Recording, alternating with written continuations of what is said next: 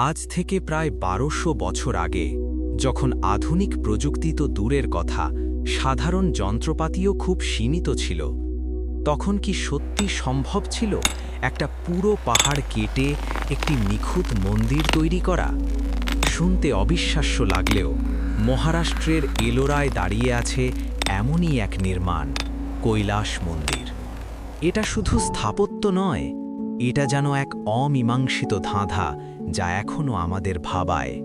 ইলোরার ১৬তম গুহার মধ্যে অবস্থিত এই মন্দিরটি বহুদিন ধরেই গবেষকদের কৌতূহলের কেন্দ্র। প্রথম দর্শনে মনে হতে পারে এটি অন্য যে কোনো প্রাচীন মন্দিরের মতোই, কিন্তু একটু গভীরে গেলে বোঝা যায় এখানে কিছু বিষয় আছে যা সহজে ব্যাখ্যা করা যায় না।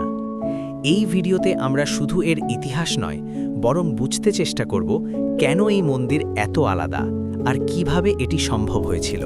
ঐতিহাসিকভাবে মন্দিরটি রাষ্ট্রকূট সাম্রাজ্যের শাসনামলে নির্মিত বলে মনে করা হয়। বিশেষ করে রাজা প্রথম কৃষ্ণের নাম এখানে প্রায়শই উঠে আসে। তবে ইতিহাসের পাশাপাশি একটি লোককথাও প্রচলিত আছে, যা পুরো ঘটনাটাকে এক অন্য মাত্রা দেয়। শোনা যায় রাজা একসময় গুরুতর অসুস্থ হয়ে পড়েন, চিকিৎসার সব প্রচেষ্টা ব্যর্থ হচ্ছিল। এই অবস্থায় রানী শিবের কাছে মানত করেন, যদি রাজা সুস্থ হয়ে ওঠেন তাহলে তিনি এমন একটি মন্দির নির্মাণ করবেন যা হবে অনন্য, যার তুলনা পৃথিবীতে আর কোথাও থাকবে না।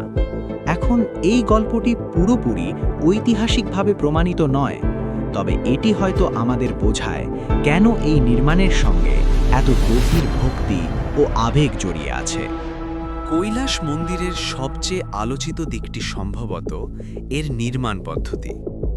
এটি কোনো আলাদা পাথর জোড়া দিয়ে তৈরি হয়নি, বরং একটি বিশাল শিলা কেটে পুরো কাঠামোটি বের করে আনা হয়েছে।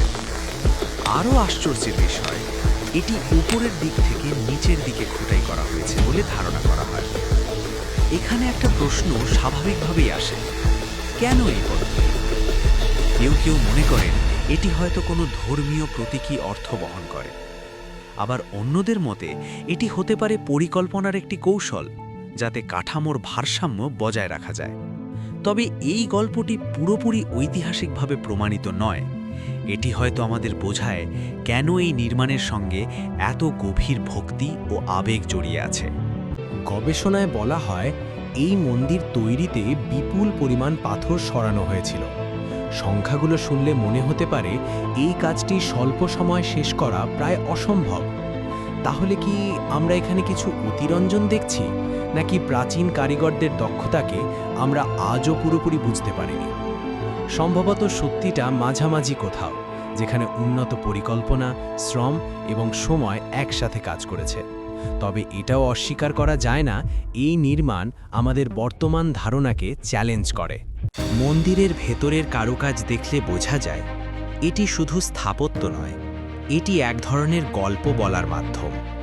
দেয়ালে খোদাই করা দৃশ্যগুলো ধর্মীয় কাহিনীর অংশ হলেও এগুলো সেই সময়ের সমাজ, বিশ্বাস এবং চিন্তাধারার প্রতিফলনও হতে পারে।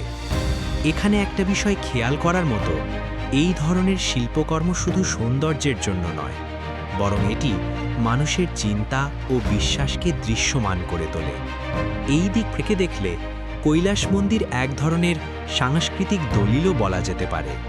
শেষ পর্যন্ত প্রশ্নটা থেকেই যায়, কৈলাস মন্দির কি শুধুই এক অসাধারণ স্থাপত্য, নাকি এটি এমন কিছু ইঙ্গিত দেয় যা আমরা এখনও পুরোপুরি বুঝে উঠতে পারিনি? হয়তো এর উত্তর নির্ভর করে আমরা কিভাবে এটাকে দেখি, শুধু ইতিহাস হিসেবে, নাকি এক অনুপ্রেরণা হিসেবে যা আমাদের অতীতকে নতুনভাবে ভাবতে শেখায়। আপনার কি মনে হয়, এই নির্মাণ কি কেবল দক্ষতার ফল, নাকি এর মধ্যে আরও গভীর কিছু লুকিয়ে আছে? কমেন্টে জানাতে পারেন।